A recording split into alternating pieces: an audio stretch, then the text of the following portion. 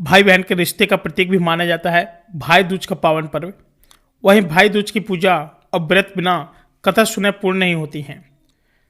साथियों, दिवाली के बाद भाई दूज का त्यौहार आता है जो भाई बहन के रिश्ते का प्रतीक भी माना जाता है। इस साल भाई का त्यौहार 14 और 15 नवंबर दोनों दिन पड़ रहा है। इस दिन बहन अपने भाई की सलामती के लिए यमराज की पूजा करने के पश्चात भाई को तिलक लगाती है। भाई दूज की पूजा के दौरान भाई दूज की कथा सुनना बेहद ही महत्वपूर्ण और फलदायक माना जाता है। इसलिए भाई दूज पर आपको बता दें कि एक कथा है, आप लोग बड़े ही गौर से सुनिएगा। लेकिन इससे पहले आपको बता दें कि फिलहाल कि जो भाई दूज है यानी भाई दूज के दिन बहनें भाइयों को तिलक लगाकर उनकी लंबी आयु और सुख समृद्धि की कामना भी करती हैं। तिलक और आरती के बाद अपनी बहनों को वो लोग उपहार भी भेंट करते हैं। हालांकि इतने नहीं, भाई दूज 5 दिवसीय दीपावली पर्व का आखिरी दिन का त्यौहार होता है। भाई दूज कार्तिक माह के शुक्ल पक्ष की द्वितीय तिथि को मनाया जाता है। इस दिन बहनें अपने भाइयों के माथे पर तिलक लगाकर उनकी लंबी आयु और सुख समृद्धि की मनोकामना भी मांगती हैं। इस त्यौहार को भाई दूज या भैया दूज, भाई टीका या यम द्वितीया या फिर भ्रात द्वितीया कई नामों से भी जाना जाता है। भविष्य पुराण में लिखा है कि इस दिन यमुना ने अपने भाई यम को अपने घर पर भोजन कराने के लिए आमंत्रित किया था। इस दिन भाई सगुन के रूप में बहन को उपहार भेंट करते हैं। भाई दूज के दिन मृत्यु के देवता यमराज का पूजन भी होता है। आपको बता दें कि जो परंपरा चली आ रही है काफ़ी समय से, यानी पौराणिक मान्यताओं के अनुसार भाई दूज के दिन यमराज अपनी बहन यमुना के घर गए थे।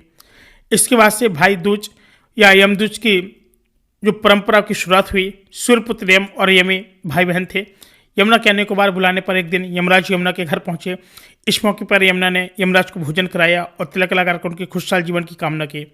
इसके बाद जब यमराज ने बहन यमुना से वरदान मांगने को कहा तो यमुना ने कहा कि आप हर वर्ष इस दिन मेरे घर आया करो और इस दिन जो भी बहन अपने भाई का तिलक करेगी उससे तुम्हारा भय नहीं होगा। बहन यमुना के वचन सुनकर यमराज अति प्रसन्न हुए और उन्हें आशीष प्रदान किया। इस दिन से भाई दूज की पर्व शुरुआत हुई।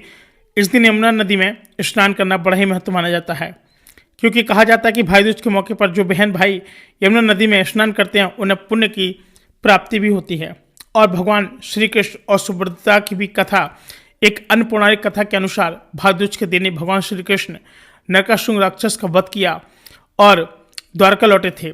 इस दिन भगवान श्री कृष्ण की बहन सुभद्रा ने फल फूल मिठाई और अनेकों दिए जलाकर उनका स्वागत भी किया था।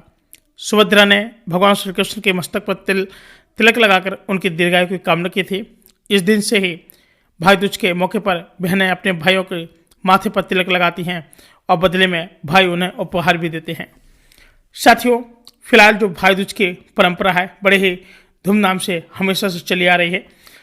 जो भाई दूज की जो कथा है, आपको एक कथा और सुनाना चाहेंगे कि जो भगवान सूर्य नारायण की पत्नी छाया है, भगवान सूर्य और छाया के पुत्र और पुत्री हैं यमराज तथा यमुना। जो यमुना जी को अपने भाई यमराज से बड़ा लगाव था और उनसे बराबर निवेदन करती रहती थी कि अपने इष्ट मित्रों के साथ आकर उनके घर पर भोजन करें। काम की व्यवस्था के चलते यमराज की बहन की बात को टालते रहे। कार्तिक शुक्ल पक्ष का दिन था। यमुना जी ने अपने भाई को भोजन के लिए अपने घर आने के लिए आमंत्रित कर वचनबद्ध कर दिया। यमराज ने सोचा कि मैं तो प्राणों को हरने वाला हूँ, मुझे कोई भी अपने घर नहीं बुलाना चाहता है। बहन जिस सद्भावना से मुझे बुला रही है उसका पालन करना मेरा धर्म है। बहन के घर आते समय यमराज ने नरक निवास करने वाले जीवों को मुक्त कर दिया।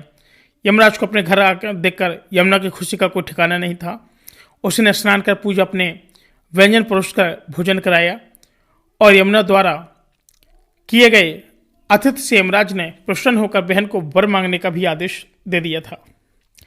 इतना ही नहीं, यमुना ने कहा कि भद्र, आप हर साल इसी तरह मेरे घर आया करो।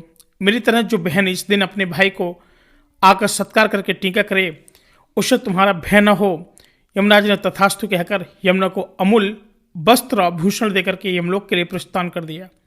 इस दिन से भाई दूज के पर्व की परंपरा का आगाज हुआ और ऐसी मान्यता है कि जो बहन अपने भाई का अतिथि स्वीकार करते हैं उन्हें यमराज का भय नहीं रहता। इसलिए भैया दूज के दिन यमराज और तथा यमुना का भी पूजन किया जाता है। साथियों, ये थी आपके लिए कथा और आपको भैया दूज की कथा कैसी लगी कमेंट करके जरूर बताएं। तो हम मिलेंगे एक और नए वीडियो में, तब तक के लिए जय श्री कृष्णा, राधे राधे।